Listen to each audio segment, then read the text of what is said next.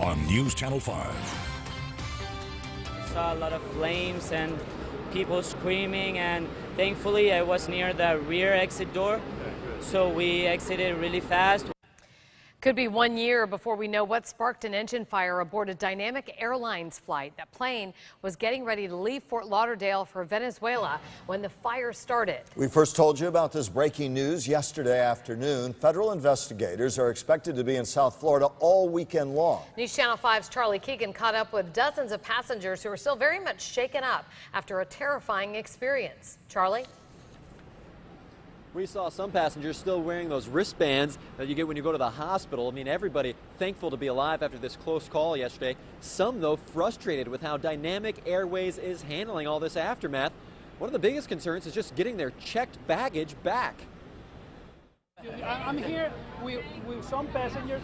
A late morning news conference overrun by passengers looking for answers. One supervisor said something, and then 10 minutes after, the other one said something different. Jose Renjal's mother-in-law was on the Dynamic Airways flight headed to Caracas yesterday when the left engine caught fire. Somebody took her and pushed her outside the plane, and she was like the fourth person who left the plane, luckily. She got out just fine, but getting the bags off the plane has been the hard part. Many passengers still eager to go to Venezuela, but not without their luggage. Very frustrating. The airline hasn't behaved as it should. Late this afternoon, an airport spokesperson saying checked luggage was returned to passengers and in time for a special flight headed to Venezuela, taking off at 4:30 today. If I feel comfortable, she goes there? No.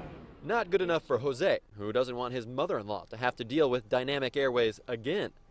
NTSB investigators have been at the airport since noon. They're looking at the plane, its maintenance records, and its black boxes to figure out what happened. We're not here to point fingers. We're here to figure out what happened.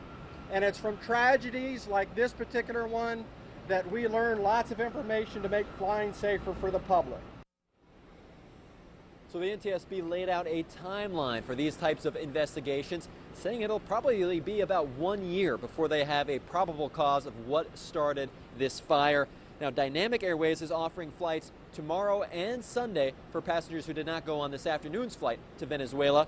Ahead at 6, we will take a closer look at Dynamic Airways and its history. For now, live in Fort Lauderdale, Charlie Keegan, WPTV News Channel 5.